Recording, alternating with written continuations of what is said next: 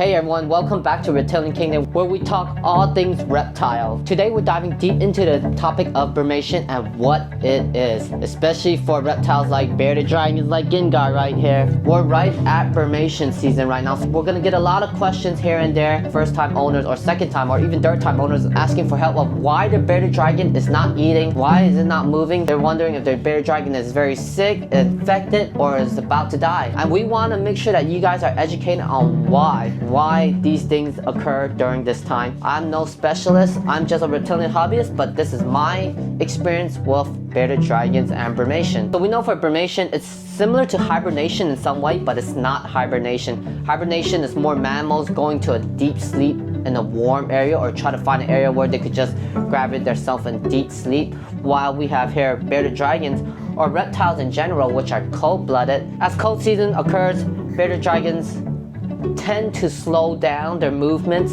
tend to slow down their appetite, and may not even eat anymore, and you may not see it as often. They may be sheltering themselves here and there. As a bearded dragon owner, you guys should know that an enclosure should have hideout spots, like just a lot of other things to do, not just an enclosure with nothing, right? Not a blank enclosure.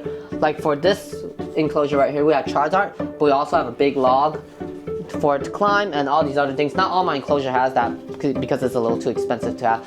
So here's an example of my first brumation. I was freaking out with Charizard right over here, my girl.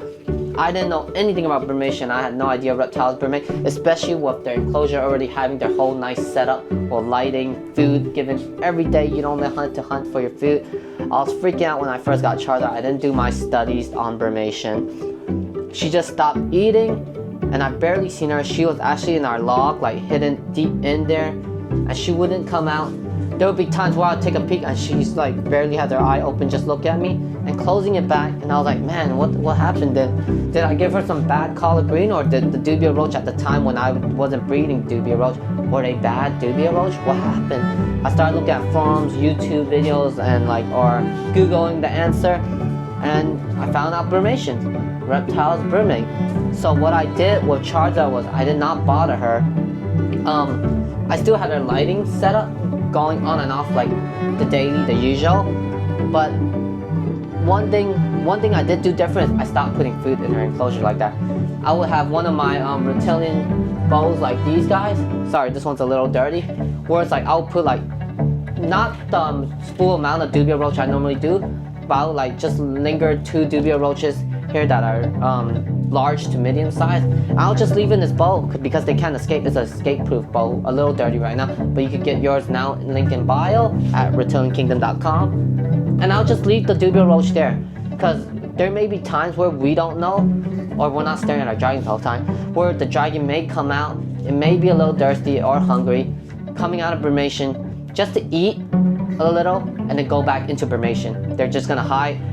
And for them to brumate, they want to be hidden somewhere where they're not seen a lot. In Australia, they'll bury themselves down, or they'll find branches and logs where they could hide under, or just hide in tight spaces where it's like, just think of where you are. If you're gonna hibernate, you don't want to be seen, right? Same thing with bearded dragons and brumation. Same concept. They don't want to be seen. They don't want to be around because of predators. Same with the dragons as well. You see right now, all I have is a basking light and UVB. But for people that have their dragon where the room temp isn't always at like 70 plus, you're also gonna need a heat lamp. So a basking lamp and a heat lamp next to it. Whereas like at night, the heat lamp will not produce like ceramic heat lamp. All it does is produce heat at night. Not as hot as a basking light. I would like it at like 70 to 80 degrees for the heat lamp. When bearded dragons are brumating, you still don't want it to be freezing cold because they'll still die. They're cold-blooded. We want it to be a little more just warm. It could be like 75 to 85, that's fine. You always want the temperature to be around that. So don't let your dragon freeze just because it's out hibernating, brumating. You still want it to be a little warmer, otherwise you're gonna cause more stress.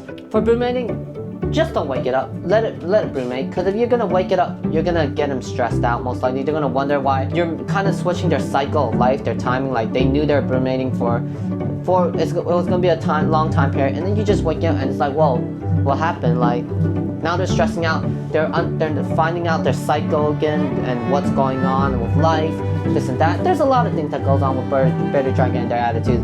But I wouldn't wake them up. I did one time while Charizard was brumating. I had to wake her up because I was moving. Like I said, take care of your bearded dragon when they're brumating. They're relying on you. Like I said, still put some food here and there. And when you see the food disappear, that means they're eating it and they're coming out to eat a little and just refill new ones. Or if not, dubia roach, have some collard greens, some dark leafy green that is hydrated to make sure that they get their little food while they're eating still and stay hydrated during brumation. And for brumating, it lasts for like, it could be weeks, days, to months. Charizard's longest brumation got me scared. It was like 4 months long. I was like, whoa, that is so long. She came out so much healthier afterwards, but at the same time, I tried to justify it in a good way where, well, I don't need to feed them as much greens or dubia roach, which is saving me a lot of money because they do eat a lot of those. And if you need dubia roaches, it's in the link below at reptiliankingdom.com, which we have homegrown dubia roaches. And not just that, not all bearded dragon brumate. Most of my bearded dragons does not brumate. And since Charizard did her 4 month of brumating, like 2 years ago, she has not brumated since because of how long that brumation was, wasn't it, Charizard? If anything, always consult with a vet, exotic vet. They know better than me.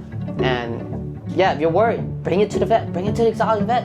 Pay that price. It's your bearded dragon. They rely on you and stuff. Be that caring bearded dragon owner. And then one thing I like to do after they're done brumating, you'll see when they're done brumating, slowly, they'll get back to their life, get a little more active.